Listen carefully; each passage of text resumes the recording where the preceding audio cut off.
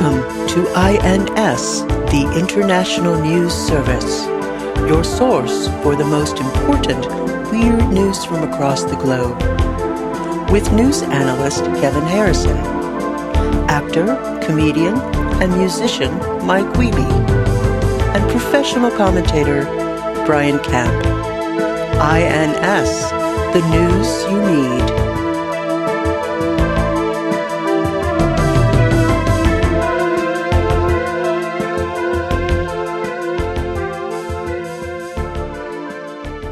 Is this our Halloween episode? Yes. What are you dressing up as? How about this? How about, and this is a recommendation for all our listeners, good Halloween costume. Why don't you try dressing up like a Christian who doesn't celebrate pagan rituals? Huh? How about that? How about that costume? What is that? What does that entail? Chinos, khaki chinos from Mervin's. Mervin's, I'm glad that involves a time machine. We're going to... I mean, yeah, it's not open anymore, but you can still get them online. No, the look, you can still get the Mervin's look. There's some real boutique places that offer it. I want you to look like you just walked out of the fucking Red Apple sale. Did have a Red Apple sale. Yeah. I think that wasn't that school related, back to school days? Open. How many Mervin's references can we make in this? And what is the proportionality of the more Mervin's references we make, the more people who decide, I'm not listening to this anymore.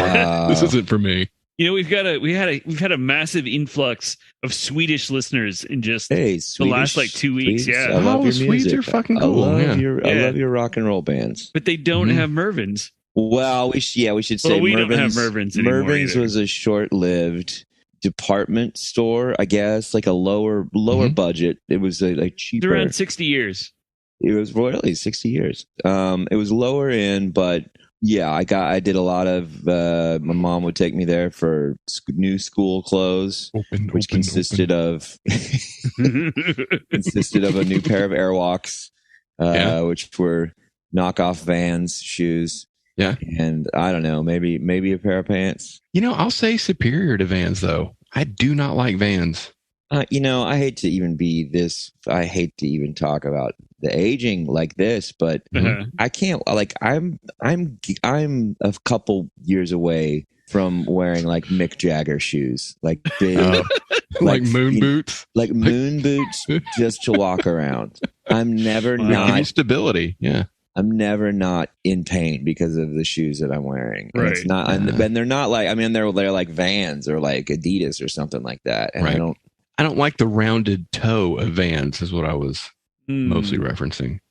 But you're a tall guy, Mike. You're a tall guy. You've got long legs. Just every step you take is a pile driver into the concrete. It's true. Yeah. It's not good for your feet. Each of your steps is 3 or 4 of mine or Brian's. Don't throw me in there with that. I'm maybe a fraction of more of a step than me, but and it's not just that; it's the force that I don't. Sure, it is, Brian. I don't traipse around. I don't like know when I walk, it's with force. And my sensei told me that every step should be like I'm trying to break the concrete. That doesn't seem like anything a sensei would say. I feel like there'd be more gliding across. Don't tear the paper type stuff. But. No, that's for pussy martial arts. That's for capoeira, the fedora of martial arts. Mm-hmm. Which of the martial arts do you study? I study Jeet Kune Do times 11. Oh yeah, I've heard of that. Yeah, it's not regular. They kept making it more deadly. It's basically how to kill. Every move is a kill move. That's a kill. That's a kill. That's a kill. That's a kill. Oh, so Tommy Lee Jones. Yeah, Tommy Lee Jones is martial art. Tommy Lee Jones is actually he taught most of us how to do it. It was a special class down in the San Fernando Valley, and he had a little dojo in a strip mall, and very very unassuming because that's how Tommy likes to do it.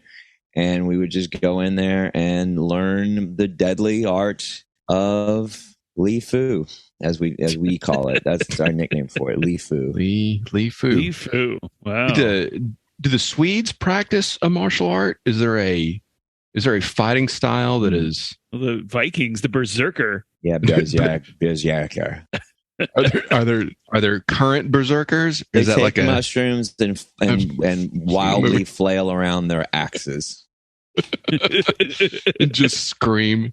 Are they screaming right now as they hear this? Or are there just people who decided just to start screaming? Swedes, and because I've been over there a couple times, and they're not all blonde. That was the only fallacy, not all blonde. Thing is, I don't think they have to fight because they're all so goddamn good looking. They are. But anyone that would want to attack them is immediately sort of like bewitched or betwittered, or and just kind of like falls under their blue-eyed gaze. Ooh. Now, is that because in the Viking days when they raided villages and kidnapped people, they only kidnapped the most attractive people for their Swedish selective breeding program? This is starting to sound like eugenics. Well, I mean, eugenics was all the rage until about 100 years ago. I'm not saying I'm not a proponent. And what you're suggesting is let's bring back the old days. That's right.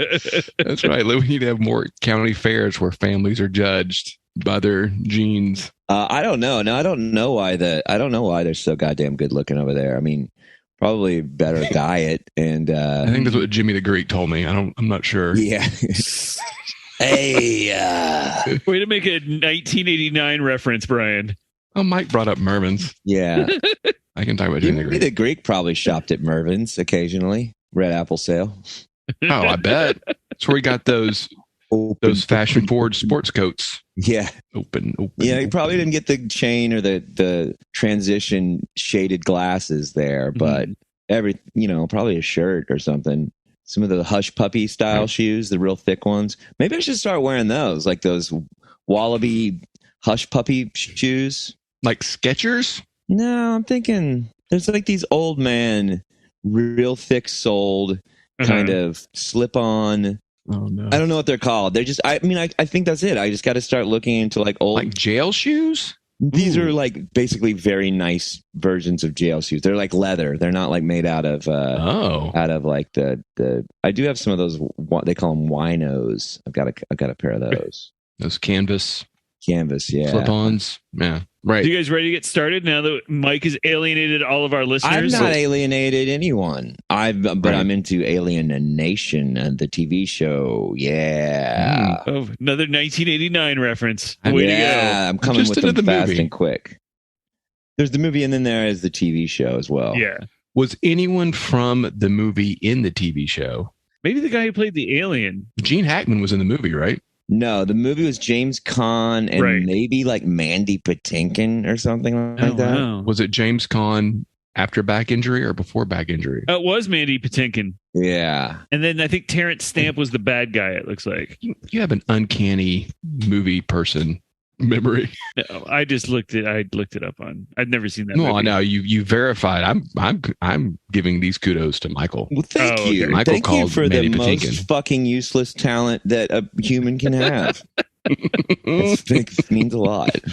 Got to play the cards you're dealt. Yeah, and I was only given fucking Yu-Gi-Oh cards.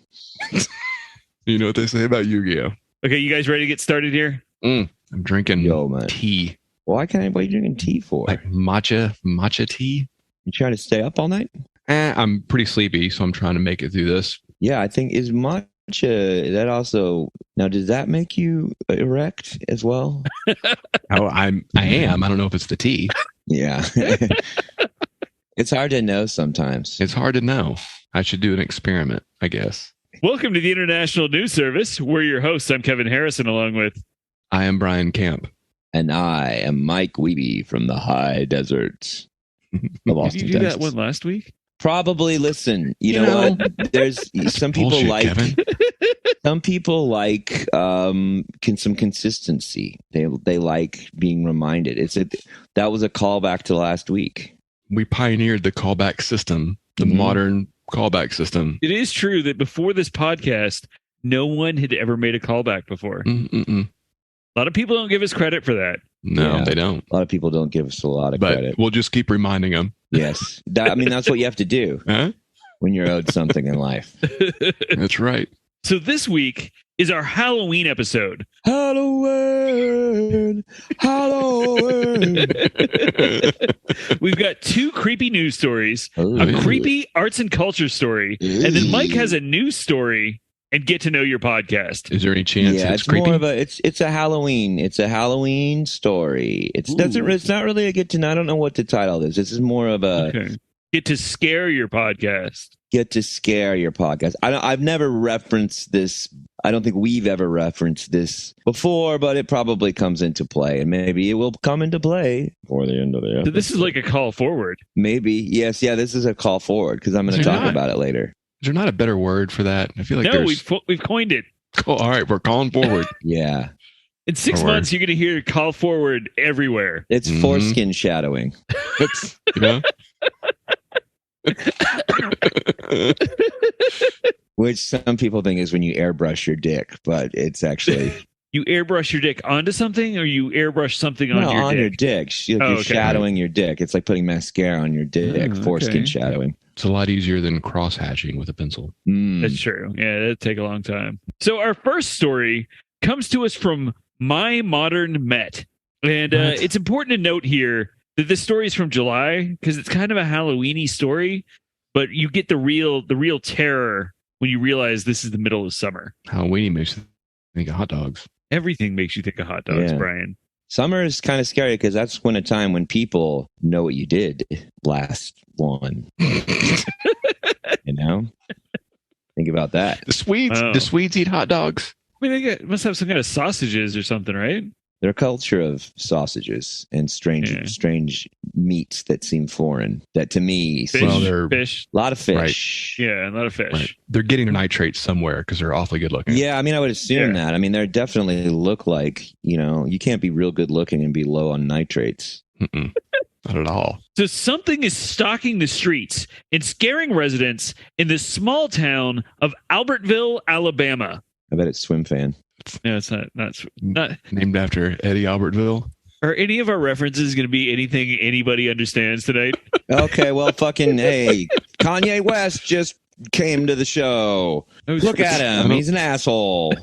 Is that what you people want? Current bullshit like that?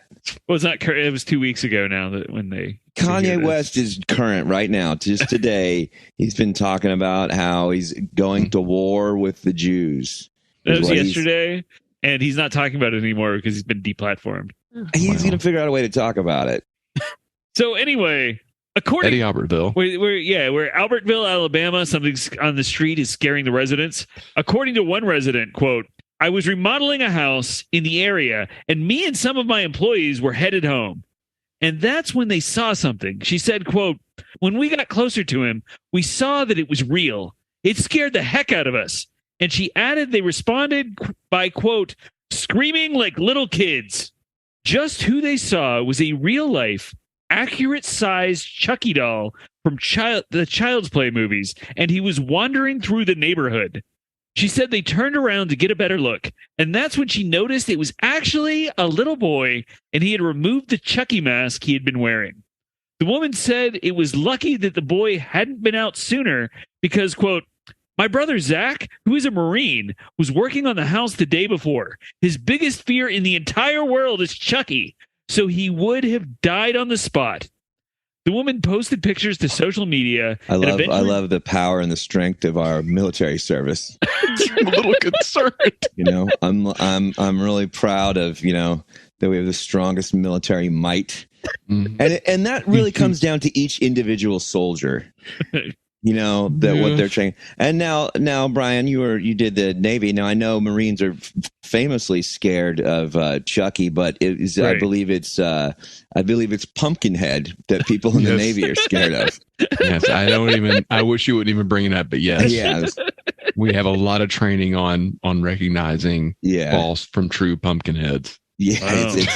The woman posted pictures on social media, and eventually the boy's mother saw them. She said he's 5 years old and he just loves dressing up, especially as Chucky. Well, yeah, maybe don't put a 5-year-old's pictures on the internet without their parents' permission. That's problem one, right? Well, but if there's something goes down, he'll kill them. Yeah, that's true. Go, you gotta have evidence if Chucky's coming after you. Isn't there a Chucky TV show? Are we sure There's a Chucky TV show now? There's probably guerrilla marketing. Guerrilla marketing. Yeah. I can see that. So, but I wasn't far off when my initial guess was Swim Fan because, Chucky, Freddy Krueger, Michael Myers, Jason Voorhees, and Swim Fan are probably like the 5 big scary horror movie icons. Right. Was it Swim Fan just the girl from the movie Traffic? I mean, it was portrayed by, yes. And she was the victim. Yeah, Erica Christensen. No, she's the bad guy. Oh, no. She's the bad guy? Don't need to watch it now, I guess. This is very upfront. Oh, is it? I mean, it's very upfront that she is. In the commercials, they make it look like she's the victim. She is Swim Fan. One of those good horror movies where she fucking makes a dude come in a pool, and then he doesn't fall in love with her, and she gets mad, and she does not like it. And she sees to it that everything around him goes down in flames. Is that why you can't come in a pool? I don't go swimming. I don't swim because of the movie Swim Fan. I will not step foot in a pool. Well, then you could never come in a pool if you don't set foot in it. I'm just saying. Well, I mean, if there was conclusive proof that Swim Fan and her ilk were all destroyed, then yeah, I could go in a pool. I could ejaculate. They could shoot out giant white silken ribbons through the water. I don't think Erica Christensen is gonna pearl colored tendrils shooting out across from the deep end to the shallow. But until there's a world where I'm sure that Swim Fan's not going to run in there, then I'm not going to get any pools, flaccid or erect. I'm pretty sure you're not going to be around Erica Christensen anytime soon, or ever. Well, but she's portraying Swim Fan. What about real Swim Fans? Real Swim Fan is a different thing, yeah. I mean, wasn't this the AOL days? Real Swim Fan probably doesn't exist anymore. No, they're probably even more powerful now. They're on TikTok. They're on fucking Instagram, Snapchat, Friendster, LimeWire. That is a dangerous one. Probably has a Reddit page. Probably does Twitch. Mm-hmm. Has a Twitch account. Friendster. That's it. Probably not Friendster. I don't think Friendster is up and running anymore. GeoCities. Oh, they probably got a counter. Yeah, that might be true. Probably broken though. It's usually broken. What 8-bit song plays behind Swim Fan's GeoCities page? Wow. Yeah, it's a theme to Jaws. Just real tinny. Oh yeah. So, what was your best costume? Your scariest costume when you were a kid? Were you allowed to have a scary costume? Yeah. Like my parents, with all their religiousness, were pretty soft on Halloween. Halloween really wasn't. I think because it's more like there's just like a norm about that. Like it was, I don't know. Like even the Baptist church that I had to go to didn't seem to be. There was a couple people there that were like, "You're playing with your soul, why don't you come to church that night?" But like, it wasn't even really like. Did y'all not have one of those? Did your church not put on one of those Hell House things? Oh no, we didn't. Or like one of the here's what's going to happen to your soul if you. It's an abortion. Yeah, that's right. That's always the last room. Chick track. I don't think that the Hell Houses. By the time we graduated high school, I don't think that the Hell Houses started up until like later. I feel like Hell House was more of like a late '90s thing. I feel like it was like a legendary, like it was something you'd see in a movie, but like the actual people doing, that stuff was probably late 90s. Yeah. I mean, it did catch on. I mean, and it might have been because a few people did it, then it was just enough to put it in a movie because it was a funny thing to put in a movie. And then a bunch of people said, "Hey, that's not a bad idea. Let's do it. And let's have, it is the last room is always the abortion room." No anesthetic. no anesthetic. Right. No, I've changed my mind. Too late. It's too late. I already turned the machine on. That was also trick-or-treating in the era. And I will be interested to hear what you guys think about this, because maybe it is just your perspective when you're a kid. When I was of prime trick-or-treating age, most of Halloween was... like 35. Right. Most of Halloween was just really for kids. I don't have the impression that there was the same amount of insane adult Halloween stuff. Like there were slasher movies and stuff. I think like the adult Halloween parties were also mostly in movies. Like like the crazy costume party. Like who had those? Who has those now? People do. I mean, like in college, I definitely went to like some kind of crazy. All right. I mean, I didn't. Sure. I definitely think that. Yeah, like there was always. I guess I should tell the listener I was in college for. There's 13 always years. Halloween stuff, but I don't think. Yeah, I mean, there wasn't like Home Depot didn't have a giant Halloween section with like Oh no. Enormous house-sized a giant inflatable spider that's the size of your entire roof of a house. There definitely has been a big push for adult Halloween. I feel like for sure. Like I mean, maybe it feels like it was very little kid related, and then maybe if parents dressed up, it was for the little kids to do it with the little kids. I mean, I'm sure always like teens and stuff have been having fun, but like. I don't have anything to back this up, but I do agree that I feel like we went from in our youth when it was like for little kids even, that was like grade school and under to like now where it's like it's fun for the whole family. Although for some of the family, it involves drugs and sex. Mm-hmm. Slutty costumes. All right. Now you're talking my language. I'm going to be a slutty cop. I'm going to be a slutty fireman. I'm going to be a slutty sex worker. I guess they aren't always one and the same. For sure not. I mean, just because it's their job doesn't mean that it's what they take home with them. Yeah, right. Yeah, just like if you work at a fast food joint, you probably don't like it. Probably don't make hamburgers when you come home. Last thing you want to do. Slutty fast food employee. That'd be a great costume. Slutty Wendy's fry cook. That would be a great homemade costume. Get yourself some wrappers. Make some pasties out of the wrapping. And if any of our listeners send us a picture, I'm going to be slutty Dave. I'm going to be slutty Dave Thomas. That's a great costume. If any of our listeners send us a picture dressed as slutty Dave Thomas, I will send you a sticker. Collar. It's going to be more than that. I'll send you a sticker, a button. We'll Olay you into our Patreon for a year or two. Yeah, okay. That sounds good. I saw, I don't know if I told you, I saw our patron subscriber, Jacob, in San Francisco. Yeah, he came out to the San Francisco Dracula show. I thought he told me he didn't live in the U.S. I don't know what. I didn't read that. Or just a stranger identified as Jacob. And yeah, maybe it was that. Well, if we were talking to Mike's mom, then California might as well be another country anyway, right? Yeah, it might as well be. And Mom, if you're listening, and I know you're not, it is still crazy out there. I lied.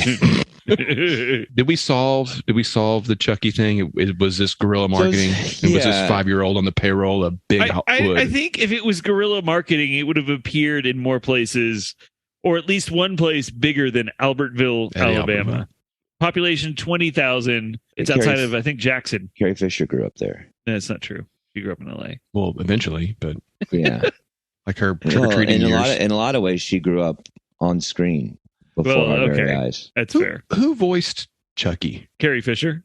It's not Brad Dourif, is it? Yeah, it is Brad Dourif. Brad Dourif. He was Grima Wormtongue in Lord of the Rings movies. Yeah. He was Billy Bibbit, the stuttering kid that kills himself in One Flew Over the Cuckoo's Nest. Yeah, he's in lots of stuff, isn't he? He's I can just okay. Mike also played in high school. No, I didn't play him. I played. You did that as your audition. I played the effete Harding guy. Yeah, Harding. So our next story comes to us from the Smithsonian Magazine. Oh, cool. What is it? Fucking Fonzie. Another article on Fonzie's coat. Great. I know we have a story to get to, but Mike has touched on something that there has to be a word for this. As soon as I heard Smithsonian, I also immediately thought of Fonzie's coat. Yeah.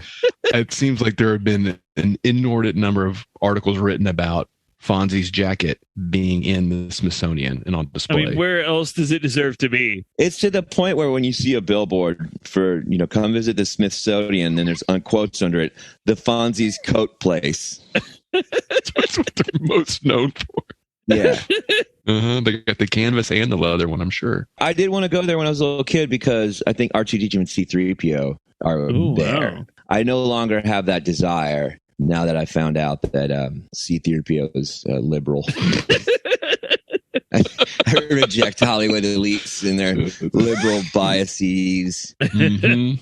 So, as you no doubt know, the British Museum contains thousands of cursed objects that were stolen from around the globe. One of these items is a clay tablet made in ancient Babylon around 1500 BCE that contains an image that can only be seen in specific lighting conditions. Are you sure it wasn't Babylon 80? No. All right, I'm pretty sure J. Michael Straczynski had something to do with it. Sorry. According to one of the curators, quote, "When you examine it and hold it under a lamp, those figures leap out at you across time in the most startling way. The tablet itself is a guide to exorcism, and the hard-to-see figures are believed to be the oldest known images of ghosts. The tablet is small enough to fit into a hand and advises the exorcist to make figurines of a man and woman. Then it has the exorcist prepare 2 vessels of beer, and at sunrise speak ritual words and call on the Mesopotamian god Shamash, who was responsible for bringing ghosts to the underworld. The idea was that it would transfer the ghosts into one of the figurines.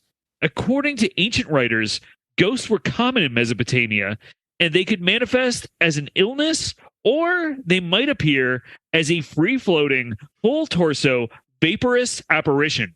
The tablet's final line of text may be its most important, as it warns readers to, quote, not look behind you. Many slubs and zools were roasted in the depths of the slaughter that day, I can tell you. That's pretty cool. Do we have any pictures of this? I know that if you guys discuss it, I can find a picture of it. It's not. It wasn't like that impressive because it's just you can't really see it, so it's just like it's pretty fucking impressive. It's older than. Oh yeah, I mean it's 3,500 years old. But I get it when you look at it. What is Mike? Do you know anything about Mesopotamia? Oh, what don't I know? The Fertile Crescent. We know a lot about Greek and Roman gods. I don't know that I learned about Mesopotamian. Well, unfortunately, there isn't a video game with Mesopotamian gods in it that I can reference. Is there not? That seems like fertile. Not that I know of. I mean, I feel like I know a lot about Greek gods now because of that game Hades, and I played it a lot. And I know everybody's relationships. Who's kind of a jerk? Who's pretty cool? I don't know. There is a lot of occult kind of stuff that seems to go back that far. I didn't. Right. Oh, yeah. All right. For the listener, we're looking at a tablet that's been shared with us. Yeah. You can't see the whole tablet that had everything that I described, but yeah, it looks like the ghost is being bound and pulled into the doll. All right. I have an exorcism question from the movie The Exorcist. Anytime I hear exorcism, I'm assuming it's removing some sort of spirit or demon from inhabiting a human being. But could you perform an exorcism on a house or a car? Or has you ever heard of a poltergeist? Right, but is that an exorcism though? Or is it something else? I don't remember what they called it in the movie. I think you could exorcise. I think exorcising a demon is, pulling it, or spirit is pulling it out of wherever it is and transferring it somewhere else, possibly a gym where it's exercising. I think you can exercise a house. Oh boy. That's why people keep coming back. They literally don't have to exercise. They're weightless, so there's no weight to lose. Mm-hmm. Won't let them in Planet Fitness. Yeah. Bunch of lunks. That would be, yeah. If I was a ghost in the Planet Fitness, I would set off the lunk alarm constantly.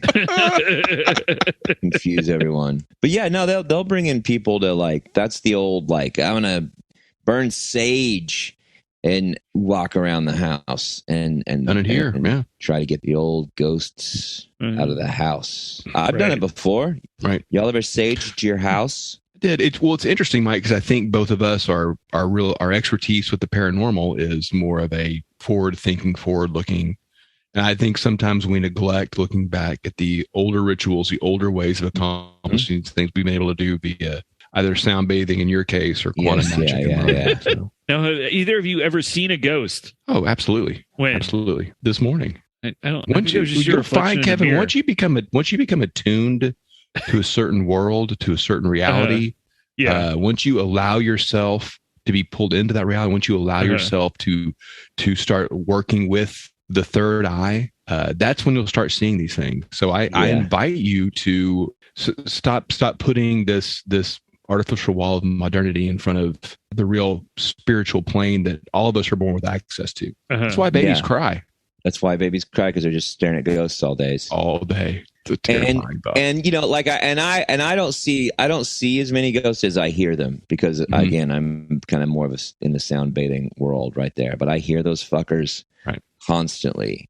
Well, that's been your gift. What are they saying? Yeah. I mean, everything from, you know, like solve my murder to can you wipe my bottom? Can you wipe? Why? Well, if they're weightless, why are they? It's a ghost that died. That's the whole gamut. It's a ghost that died with a dirty bottom, and it wants it wiped.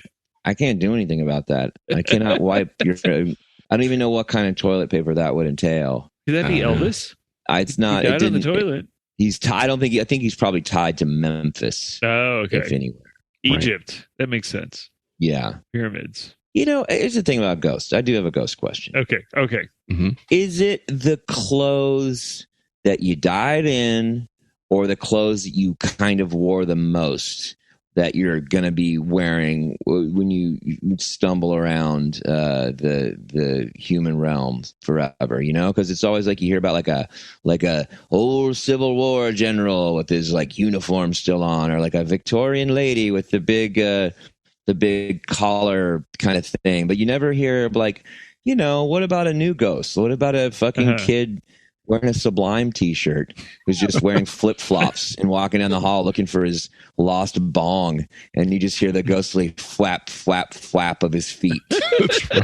And there's chains that are rattling, but it's just his big old chain wallet from 1994. I thought it was what you were. I thought in the case of the Civil War general or the Victorian ghost, it was what you were buried in. Maybe. I think it's what you died in if you're never recovered. Yeah. Okay. And I think you're more likely to be a ghost in that case. Well, so the chain wallet kid would be really pissed because he'd be buried in a suit probably he didn't want to wear. Maybe you can only haunting you in this suit because it's what my mom made me wear. Yeah.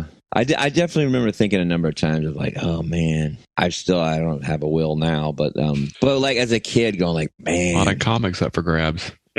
I got a new one. I got a Doctor Strange. No. Doctor Strange from August of 1975. My birth mom got it for me at Comic-Con. Ooh, that's wonderful. You went to Comic-Con? Oh, yeah, she went to San Diego. Wow. Look what's happening. Look what's happening. Pretty exciting. There he is. Shit. There he is. What's happening? From the high desert, it's Mark Ryan. It's a callback.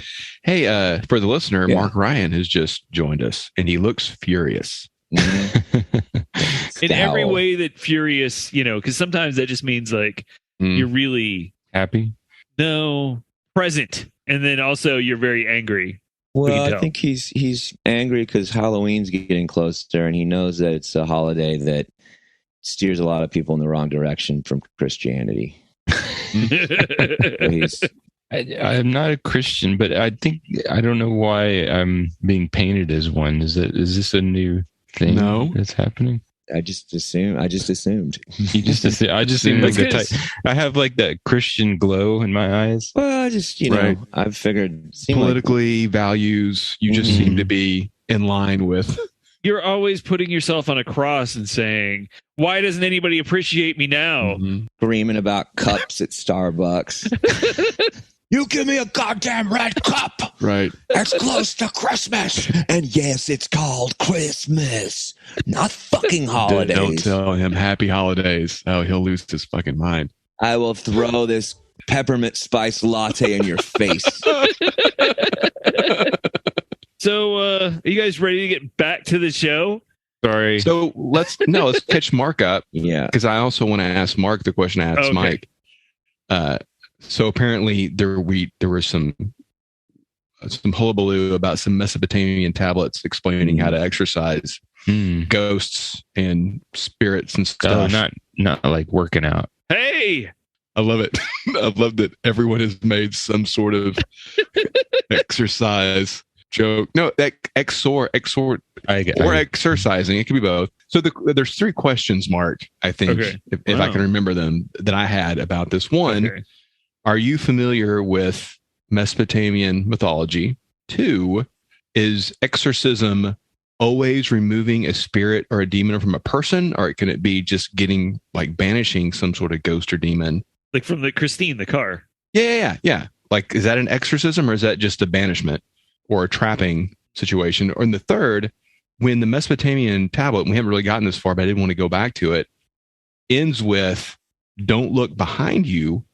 What was it that was supposed to be behind you while you're exercising this other thing, this entity that is either a ghost or demon or something else contained within the Mesopotamian folklore? The wingman. Wingman? Yeah, you got the spirit who's possessing the body, and then you have the wingman that's helping out in case something happens. I would have thought that it was a prank, and I'm guessing that the tablet was in some sort of Mesopotamian library, and when you turn around, there's a guy taking a shit right in the middle of the library. Jacking off to a tablet that just has a picture of a naked lady on it. That's right. Just somebody look at the way that they etched this lady. Ooh. Yeah. Ooh la la. Ooh la la. I don't know enough about exorcism to know whether or not if it's. Well, you look to be in great shape. I've been working out. There we go. You guys already obviously discussed this. Has there been like any kind of conclusion about that? Because I would assume that you should, if a house is haunted by a spirit and you get rid of the spirit from the house, wouldn't you be exorcising the spirit from the house? That's what I would think. Yeah. Yeah. I believe that you can exorcise spirits from items like creepy dolls or old statues, or houses, or they're just there. I assume that's the same term. And then that a banishment is more just like from this realm entire. Right. What about a possessed treadmill that just continually sets off the lunk alarm? Yeah. I'm sorry, I still think the lunk alarm's the lunk alarm's good. I don't know. Are Planet Fitnesses everywhere? Is that like They're everywhere. I think they're headquartered in Sweden. That's IKEA. Our Swedish listeners probably why they all look so good there. Yeah, true. They all work out all the time, and they're very positive with each other about their workout goals. They don't have lunk alarms over there. They don't need them. Snacking on their lingonberries and running on treadmills. I have not seen a ghost, though. I'm really used to ask that earlier. I've never seen a ghost, and I would really like to. I would really appreciate the opportunity. I do have a ghost story. It's really lame, but I can tell it to you. So I went to film school in Vancouver, British Columbia, and our building was like renowned for having a ghost. Like all these late night cleaning people had quit, and there were all these sightings. And so I was in this studio shooting this short student film with somebody, and all the lights were in front of us. So where I was, it was just like real dark. But but in front of us there weren't really any shadows because it's soft light. Anyway, all of a sudden I see somebody come up and stand next to me, and I don't look over, but the guy next to me looks over, and then since he looked, I looked, and there's nothing there. And I was like, "What were you looking at?" And he goes, "I thought I saw somebody," and I totally saw somebody. I hope your hair's standing on end. It's going white even as we speak. Yeah, my pubic hair. That's just because you're getting old, man. I know. That is my favorite feature of a good ghost story, though, is somebody's hair turning white. Yeah. Have you ever had an encounter with the supernatural specters, Brian?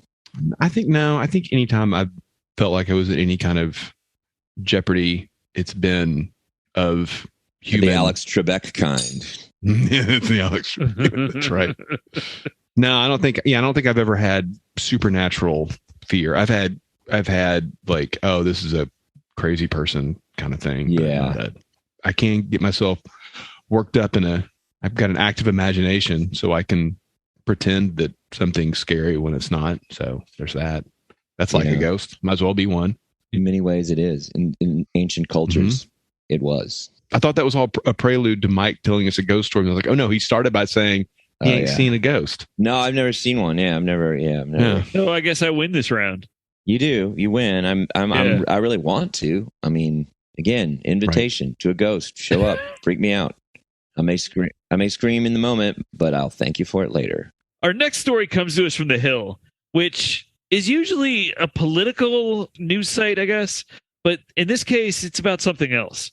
So I think we all love a good spooky Halloween monster song. And there's no bigger spooky Halloween monster song than Bobby Boris Pickett's 1962 hit, The Monster Mash. Yeah. Good song. I was working in the lab late one night. The song features Pickett singing about a creepy monster party while doing his best Boris Karloff impression. So here's the weird thing, though. The song has a backup chorus that sings things that are mostly variations on the phrase the monster mash, or he did the mash, they played the mash, or wahoo, monster mash. Monster mash, wow. But this is where it gets weird, though. Specifically, the singer sings both the next two lines.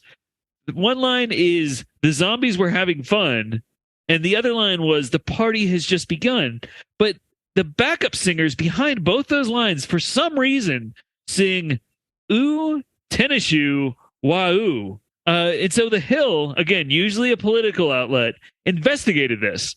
They couldn't ask Bobby Pickett directly because he died in 2007. But what they found is that no one, including Bobby Pickett, could ever remember why the lyrics were used or what they meant. The Monster Mash, however, went to number 1 in 1962 and has sporadically returned to the Billboard charts, including in 2021 when it went to number 37. Oh, wow. I wonder if he's got a kid that's making. I mean, it sold 1 million copies by 1973, and it probably has sold 1 million copies since then, but I couldn't find the sales figures. Ooh, tennis shoe, wow. Yeah. So it's the zombies were having fun. Ooh, tennis shoe, wah-oo.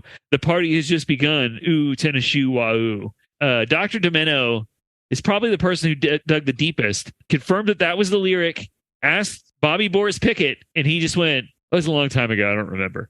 And then he died the next year. There you go. Wow. Clear evidence of the supernatural, I think. Yeah. If that's not the dark arts, I don't know what is. Maybe the tennis shoe was I'm running away. I stumbled on the monster party and I'm scared. I got to get these tennis shoes running. Well, but specifically it was a backup to when they're talking about zombies. The zombies were having fun.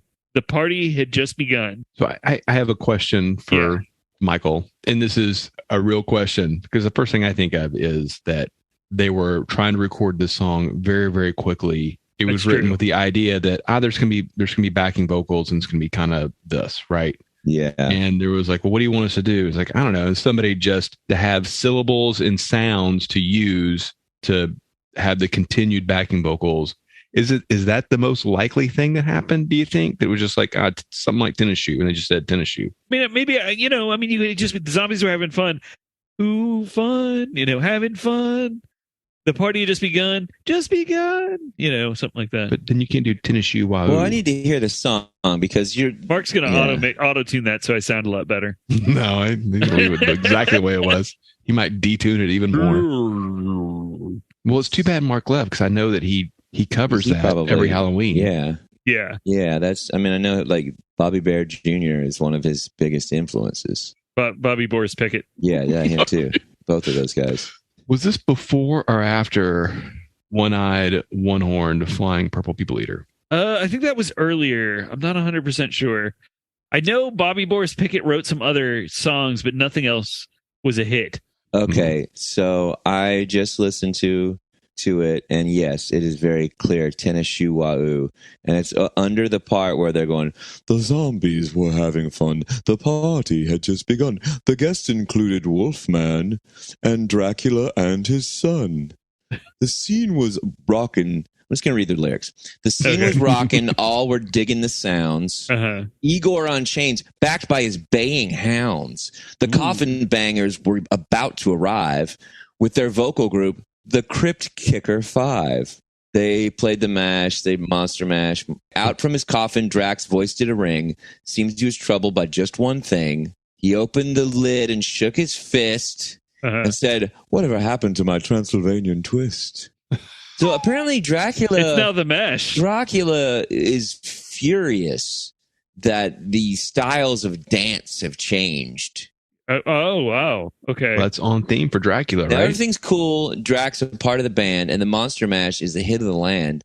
For you, the living, this mash was meant to, when you get to my door, tell them Boris sent you. And then Monster Mash, Monster Mash, Monster Mash. I skipped the beginning. The beginning is, I was working in the lab late one night. My eyes beheld an eerie sight. For my monster from his slab began to rise. And suddenly, to my surprise, hold on.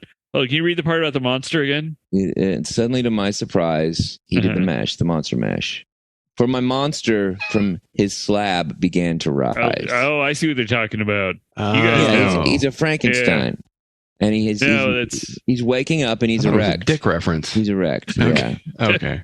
He's got morning wood. Yeah. Well, yeah. But this is maybe at night, but still, he's, Abby from a laboratory in the castle east to the master bedroom where the vampires feast. That's weird. They eat in their bed, in the bedroom, not a kitchen. Weird. Maybe that was, The ghouls all came from their humble abodes to get a jolt from my electrodes. Now, I have been to a party like that where somebody had a stun gun and, took a little thing. That would be fun. I would definitely play a little bit of drunken battery jump start. That's a good time. That's fun, right? Yeah. And an old cat. That's honestly, this party sounds pretty rad. Mashed. Okay, then it's the zombies having fun. The party had just begun. At some point, you've got zombies who are hanging out. You've got Dracula and his son. You got Frankenstein's monster. Mm-hmm. You have a wolf man. Michael Landon. The Frankenstein himself is not invited, just his monster. No, he's there. And so then they're both there. Yeah, and then Igor shows up back by his baying hounds. Igor has dogs, so this is like a dog-friendly Austin kind of situation. The Coffin Bangers were about to arrive. That sounds like a band with their vocal group, the Crypt Kicker 5. So it sounds pretty good. Kind of it sounds like a real fucking garage rock rip-off records kind of thing. Mm-hmm. And then, but then there's this one troubling moment where Dracula, he's furious and he yells out. He opens the lid and he shakes his fist at everyone. He says, "Whatever happened to my Transylvanian twist?" He gets up and he's like, "Listen, these dances are too sexual. Everyone is really sexualizing Halloween. Let's take it back to the 50s where it was nice and the twist." Okay. I think the Monster Mash involves a lot of rubbing of genitals on each other. Very, that's why it's a very BDSM and rubber gloves kind of situation. That's right. I believe he's so mad. He's gonna have cut out all that shit, and now he's like, "Oh God damn it!" This is really this. I mean, I haven't checked, but is there any chance that this was written about Denton, Texas? There's a very good chance. So is this one of those on the album when this was released? Were there dance steps on the back? Is there truly a dance called the Monster Mash? I think there was. My aunt had a copy, and now that you say that, I think there were dance steps on the back. It's a way to do it. And you've released stuff like that before, right, Mike? I've released a lot of. I mean, I primarily a lot of my songs are made for. I wrote the dance, and then I wrote a song to go with the dance to describe the dance. Let's see here. Okay, now I found some Monster Mash choreography on the web, and there's you gotta see this album cover. There's a lot of holding your hands out straight, Frankenstein zombie style, or I guess a lot of monsters do that. And then there's mummies do that. To my surprise, you have to look surprised. That's okay. Oh yeah, look at that. In this picture, I'm showing you the Monster Mash. There's a mummy. Now, was there a mummy in the lyrics? There's no mummy in the lyrics. This can't be the original album cover. I don't know if this dance is accurate then. Because that's Peter Pan Records, right? That's a later. Like, can we verify like when it was first released what it looked like? I feel like there was probably a much more serious tone. It might not have had a cover. It was only later recognized as something that kids liked. I think when it first came out, the intent was it was more adult, sophisticated audience. It was probably for like occultists and stuff like that, right. Like for like people involved in the spiritualism movement. Right. I mean, that's why I've already started a letter campaign to have it taken off the radio for all time. It plays in the first room of the Hell House. Yeah. Oh, yeah. Oh, we're having such fun. Wait a minute. Draculas? What do they do? Wolf people? Wait, what? So yeah, so I got the cover here. This is the cover. We got kind of a ghoul. That's pretty scary. That's pretty serious. Yeah. That's super serious. A graveyard, and then the back cover, which I really like. Unfortunately, there's just this small thing. Is like it looks like something a teenager would have written on his book cover, and it has like a Dracula explaining something to a guy, and there's some dialogue with the pictures too small. I can't read it. There's Frankenstein. There's an Igor, and there's Boo Boo the bear. That is Boo Boo. So this was made then with no thought it would ever have any success at all, right? No, yeah, I'm sure, yeah. And he named the band the Crypt Kickers. Bobby Boris Pickett and the Crypt Kickers. And so to read this, there's some comics. Frankenstein, a horrific Frankenstein is standing next to a very, I don't know, kind of Boris Yeltsin looking Dracula. Like windblown, kind of like he just got off the Autobahn. Well, so wait, the Frankenstein's supposed to be Boris. Oh, yeah. Pickett. So, will you believe what's happening, Drac? And then, like, yes, Boris.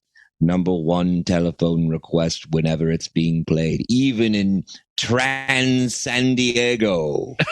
Then he says, calm yourself, parrot. You're stepping on my wing, and I don't see any parrots. I don't understand that. And then there's Boo Boo, but he's not a parrot. Okay, yeah. What he called a parrot? Oh, he is a parrot. No, he is. I see. Oh, he is a parrot. Yeah. And he says, how can I be calm when we're selling so many records? And then the Igor kind of thing is going, Master, it's coming back. MASH. Good. I feel like Dracula here is still a little bothered about his Transylvania twist. But this can't be the original then, right? Because no, they're referencing records. They're already bragging about how many records that they are selling. No. Although I like that. I mean, I kind of want to do that with my next thing. Just on the initial release. Holy shit, we're selling a lot of records. Yeah. This is 1962. Yeah. It was a smash, a graveyard smash. Yeah. What I want to know is, especially and that was an era of, like, if you were successful at something, it got copied over and over and over again, right? So surely there was either he was copying somebody else, or there had to be just tons and tons of novelty monster records, right? Yeah, there were lots of novelty records. And that was where I think somebody had asked him about writing a novelty song because he'd been in bands and stuff. And he was like, I don't know. And then he decided he wanted to do it. And I guess they wrote it really fast. They recorded it in just a couple takes. And it just was like an instant hit. And then he never had another hit again. I think there used to be a lot more of, and by a lot more, I think it was just like once every 2 years, there was a massive novelty hit. There was always like a novelty song that was kind of in the zeitgeist. And then Weird Al kind of showed up, kind of just dominated the genre from pretty much from then on out. I don't think it's just not as much anymore. I don't think that novelty songs really happen as much. But yeah, there were still a lot of them in the 80s that like were like, I mean, I would even say like that Batman Fever. The Offspring kind of became a novelty band when they were doing like Pretty Fly for a White Guy and like Original Prankster and Got it. You know, there's definitely always like maybe it's not the full on novelty, you know, out and out thing, but there's always a song that's, you know, every couple years that still kind of makes its way into the zeitgeist. That's a novelty, just banger that just like blows up. All right. One of my favorite 30 Rock jokes is when they call reference to Tracy Morgan's character's novelty hit Werewolf Bar Mitzvah, and the lyrics are Werewolf Bar Mitzvah, spooky, scary, boys turn into men turn into wolves. But he wrote a Star Trek spoof called Star Trek. He wrote a King Kong spoof called King Kong Your Song, and he wrote a Monster Mash sequel in the 80s called Monster Rap. Oh hell yeah. No. I bet that's fantastic. I'm sure I've heard a lot of that on Dr. Demento, right? Yeah, probably. A lot of this was played on Dr. Demento. Right. In fact, even premiered there. So, Mike, I believe you have a segment for a story for us here. Well, it's Halloween, so I wanted to do a Halloween story, and we grew up in the era of a little bit more parental. I don't know. I guess I should ask even like your daughter's pretty young, but so trick or treating, what's the vibe of parents and kids going out trick or treating these days? I mean, I guess she's young enough. There's no way she could go out alone, but have you thought about when it's time for her to go out trick or treating alone? Do you think what age do you think that would be? I don't know what age that is. I think that's just one of those things. And it's also part of what I was saying earlier, and kind of what you're talking about now is that it was a time when it was much more kid oriented. Yeah. It was also, I lived in a place where there were lots of kids. And so it was really easy to go out and do that. Near the rich kid junior high. Yeah, as opposed to the poor kid. I wasn't trick or treating when I was in junior high. It was. It's not the case, but if that's the fantasy world you want to live in, that's fine. The point being, I see other parents doing stuff, and there's lots of like driving your kid from house to house, and they get out and run to the door, then run back to the car. It sounds exhausting for everybody. Yeah. It's strange, but do you guys remember? Did your folks, when you get home with your candy, and do you do this? Look through all the candy, make sure there's no razor blades sticking out or tampering of the candy.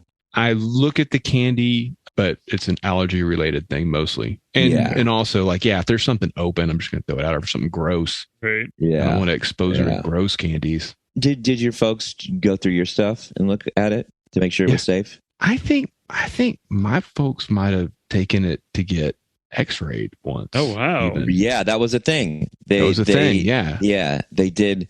There have been almost no deaths. Literally, there's been one death from kids eating candy. And death happened in 1974 in Pasadena, Texas. Texas. So, Pasadena, Texas. So it's 74. It's Halloween. There's this guy, Ronald Clark O'Brien. He's got 2 kids. He's got an 8-year-old son named Timmy, and then a younger child. I don't know how old, but like a year or 2 younger. Uh-huh. He goes and meets up with his family friend and buddy Jim Bates, and they go out to Jim Bates' you can't neighborhood. Trust Jim Bates. Well, they go and they're hanging out at the house, and Jim Bates has 3 kids, but only 2 of them wanted to go trick or treating or whatever. So the 2 dads and 4 kids go out, and they're going around from house to house, and they get stuff here and there. And when they get home, Ronald O'Brien and leaves Tim's house, and he's like, I'm going to take the kids home. And when he takes his kids home, the kids are like, I want to add some candy before I go to sleep. And they're like, all right, you can pick one thing out each.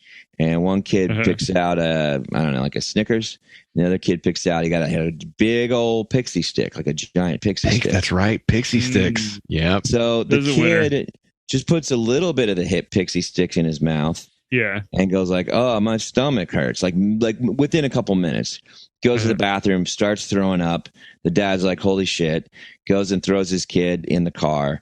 But by the time he gets to, he calls the ambulance. Ambulance gets there. By the time they get him in the ambulance and just like halfway down the street, the kid has died. So this 8-year-old kid, his name was Timothy O'Brien, is dead from this thing. So immediately, obviously, or they see very quickly that, this kid was poisoned. And it was cyanide, and like a lot of cyanide. And they're like, well, what did he eat? And the last thing he ate was the pixie stick. Oh shit! Call over the Bates house. Are you guys no pixie sticks? Don't let the kids eat any candy, And he's like, okay. He's like, and he goes and he remembered. Jim Bates remembered that he had like 3 big old giant pixie sticks. And went and looked in the kids' bags. The kids were already in bed asleep. And he realized, like, oh, my God, there's only 2 in here. He goes and runs upstairs. And one of his kids is just lying on the bed with a pixie stick. Goes to shake him. But the kid wakes up and realizes that the kid couldn't figure out how to open it. And he just fell asleep trying to open it. Hey, Mike, real quick for the listener. I'm wondering if pixie sticks are one of those things that we all know exactly what it is, but people have no idea what a pixie stick is. I don't think they make them anymore. Normally, it's about the size of a drinking straw. Yeah. And it's about drinking straw, and it's just filled with powder. It's basically like crushed up sweet tarts, and it's just filled with like sugar powder. And you open it on one end and just kind of dump it down your filthy gullet. And it's just sugar. It's just sugar. It's just straight sugar. And these were these like crazy 24-inch giant ones. So anyway, they go there, they take it in, and they're like, well, obviously, like where, I guess they test some stuff. They test the pixie stick first because it was the thing that he ate. And yes, it is like full of cyanide. Somebody has gone in, and it was like enough cyanide to kill like 3 adult men, on there. They look at the other pixie sticks. Yes, there's cyanide in all of them. Jeez. So they're like, where the fuck did you get these? And they're like trying to remember. And one of the kids is like, I remember the dad of the kid who died said, oh my God, somebody's really rich around here, because they're these giant pixie sticks, because either like the foot and the 2 foot long ones or whatever. It's like in full bars. Somebody's really rich giving these out. And then like, who was it? And the Ronald O'Brien's like, fuck, I don't know. We're walking around and hanging out, and I wasn't really thinking about it or anything. And it wasn't his neighborhood. So they go back trying to figure out the neighborhood. They just drive around, and he's just, the cops is, he's just like in a state of shock, and they don't know which house it was or wherever. He's like, it might be this, it might be that. Like a day or two later, he walks in the daytime. He's like, I think this is the house. They go and knock on the door, and a guy comes out, and they do the whole cop thing on him, and realize like, no, this guy couldn't have done it. He was at work, at like a town away or something like that. He worked like an overnight. His wife and kid were there, but they didn't seem likely, and but they still got the whole full thing.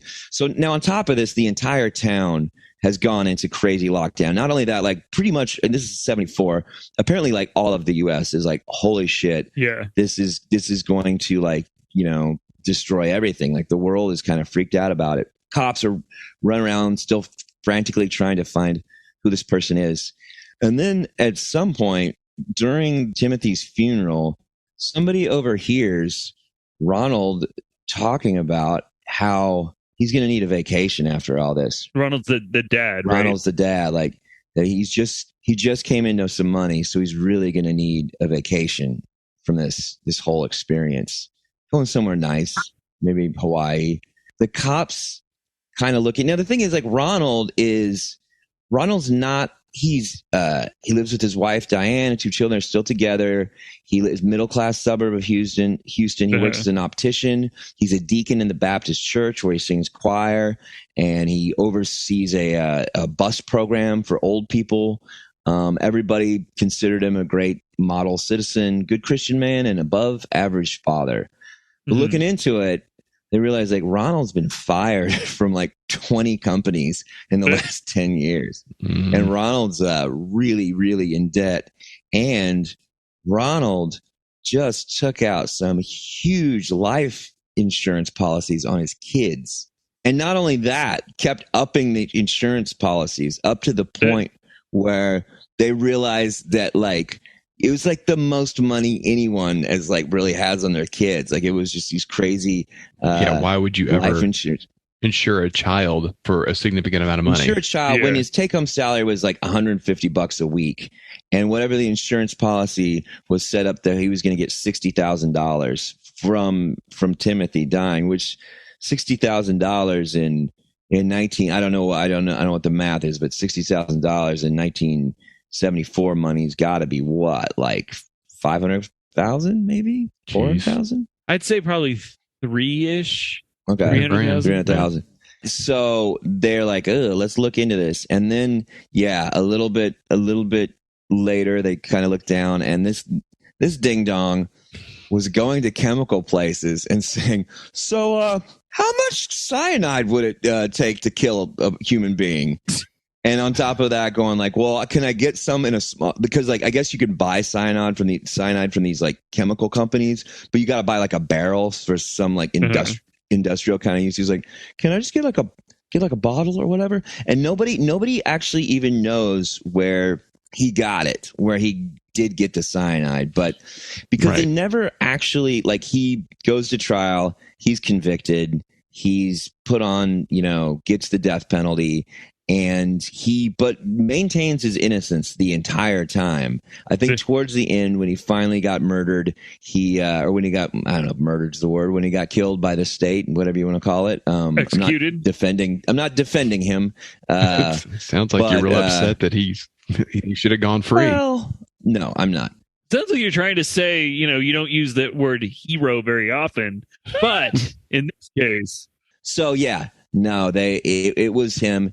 He did it, and yeah, but the thing is, like, he put the cyanide in all of those pixie sticks, and apparently they think his reasoning was because if his neighbor's kids or his friends' kids died too, then it would really seem like, oh, this is just some crazy person doing it. But apparently, the other thing that they remembered was, like I said, they all went out together, and it was in the Bates neighborhood. When they got back, some of the kids are like, oh, look what I got. And the neighbor's kid was going to start eating his pixie stick. And he's like, no. Because obviously, if that kid would have died first, he didn't have insurance policies on those kids. He's got insurance policies on his kids. So he's no. And made up some kind of like real half-assed lie that but like a thing that no one would have really. I'd love to eat candy before you go to bed. Yeah, or just some kind of, but like very like apparently like jumped over it. And they found like he sucked at all of this. They found a pocket knife in his house with pixie stick residue on it from when he pried open the things and poured the stuff in there. And so he gets death row, and about 10 years later they kill him in 1984, 10 years later, and there's a huge crowd out there. And then, and apparently, when they died, everyone starts throwing up candy in the air and shouting "trick or treat!" Oh my God! Trick or treat! But it is that it's that fucking shitty, crazy thing. It's like when I complain about having to take off my shoes at the airport because one fucking dipshit stuck a pack of black cats, in the sole of his sneaker, and then couldn't figure out how to light a match to do it. Like, now all of us have to take off our fucking shoes. It is like a crazy thing of like, yeah. And it's because I didn't really know this story. I think I maybe heard that it happened, but I mostly heard like, yeah, it's not a problem. Like, it's not a thing that happens at all, but like, it's become this urban myth that it's this constant and always possible terror to happen, that it's this thing that's just happening all the time, when in reality it just happened this one time. But nonetheless, you hear that story and you're kind of like, and it's crazy too that all the rumor is someone is going to put a razor blade or poison in the kid's candy, but in reality, like, that someone, the only time it's ever happened, that someone was the kid's own father. Yeah. As a kid that grew up constantly having to like make sure that my parents give the candy the once over, it was interesting to find this way. So when you're out and about this Halloween, if someone gives you a giant pixie stick, maybe don't eat it because there might be cyanide in it, but also it's really fucking gross, and that's too much sugar. It's way too much sugar. Yeah, it's not good for diabetes, and that's almost as deadly as cyanide. It's like slow acting cyanide. Mm-hmm. That's the first. Thank you, Mike. That's the first time I've actually heard that story, but I do specifically remember never being able to keep the pixie sticks were just taken away. Yeah, they're just gone. Really? Yeah. Pixie sticks. I know what they are because I know what they are, but I may still have not had a pixie stick in my life. Surely I have, but like when I was a kid, like cause they came in like little, weren't they in paper? Yeah, like small paper ones? straws. Paper straws, just full of sugar. These ones that he did were these big these giant plastic ones that. Right. But it is crazy. So what had happened? They remembered the house, and they remembered that the lights were off, and they remembered O'Brien going, "Oh, well, let's just go check this house anyway." And they go up and knock on the door, like, I guess nobody's here. The kids run back, and then the dad follows just a little while later. Is like, hey, kids, somebody answer the door. They must be rich. This is what they gave us. I don't know. Maybe he hid those pixie sticks, those big ass pixie sticks. Like, I don't know if he hid them on the property or if he like had them in his coat or something like that. Probably, yeah. But yeah, and then for his lie the whole time was like, I didn't see who gave him to me. I just saw like a hairy arm stick its hand out. A clawed hairy arm. Trading spaces all over again. Yeah. Well, I wonder too, so now I'm having another very faint memory that perhaps like I almost like hypnotic regression for Brian. No. Like I remember the pixie sticks thing fine. I remember that it was razor blades and apples and like needles and candy and like soft candy. Yeah. But I also kind of remember it wasn't when porch lights were off. It wasn't just that like I remember there being a little more of you don't go to houses without the light on. And I wonder if that became part of the story in the paper before they discovered who did this, that like they had gone to they made the mistake of going to someone who had indicated that like that was part of the mystery was I wouldn't have poisoned any children if they just had paid, they just followed the social norms of not going to my house when the light was off. There's a rule. They should have known it. That poor kid though, god damn, that is so fucking wild. Fucking dad. But the whole town apparently was just insanely traumatized and just did not celebrate Halloween for decades. Oh yeah, Pasadena's small, especially back then. Yeah, and then for months that being the story and thinking that it's. And I did dig up like a bunch of news footage of unrelated to this thing of just them talking about the X-raying of candy and the lady saying, no, we've never found anything, but also like, I'm scared. This is something we should do, which seems like the biggest waste of time ever. Yeah. I don't know if they ever actually did it, but yeah, I do remember it being on this news story. They were doing it. They showed people in line to do it. I'm trying to think my folks ever did it though. Oh yeah. I don't think they did. I remember talking about it and the going through the candy and like, but yeah, I feel like my parents would talk about that, but then just make sure nothing's opened. And then also, I feel like once when I was like maybe 8, they did go through my candy, but it was just to pick out the candy they wanted. And then was like, oh, here's your Hubba Bubba, whatever, double bubble that nobody really wants. A bunch of Smarties. The Smarties, way too many Smarties. Smarties, I feel, are just packed pixie sticks. Right. It's the pixie sticks are what they sweep up off the floor in the factory. In the Smartie factory. Right. Yeah. Don't like sugar daddies. Too sticky. You're gonna lose a filling. Yeah. Now I remember having old candy from like the Halloween or two before, and I would bite down on a sugar daddy, and my mouth would be glued together for a while. Like, I just had to sit there with the thing in my. I've had a lot of questions, and I'm realizing. So I know that Thanksgiving is a U.S. American only thing. Is Halloween and especially Halloween, not just Halloween, but the cultural phenomenon known as trick or treating? Is that also just us? Have we just baffled all of our Danish, Swedish, French, Irish, Scottish, Brazilian, Lithuanian, and Thai listeners? It says the activity is prevalent in the United Kingdom, Ireland, the United States, Canada, and Australia, and then also in northwestern and central Mexico. All right. Where instead of trick or treat, you say, "Can you give me my little skull?" I don't. Yeah, it does seem like a real hodgepodge of a bunch of other holidays. Like, it's like one of the better things that we have. It's one I like. Going to your neighbor's house and like having them give you candy and kind of having fun with strangers. It's kind of nice. Yeah. Yeah. It is a friendly time. But I think overseas they've probably seen the Halloween movies, Stranger Things. I mean, I think that they know trick or treating is a thing that happens in the United States. Well, it does, and it's fun.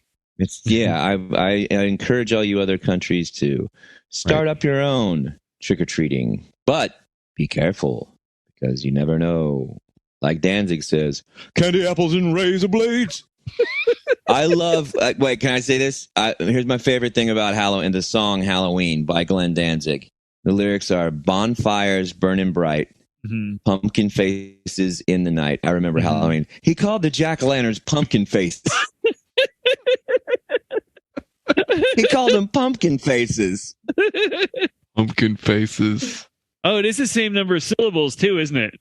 Which, keep in mind, pumpkin faces, similar to pumpkin heads. That's shit, Brian. Shiver me timbers. I know. That's the one thing that scares our naval officers.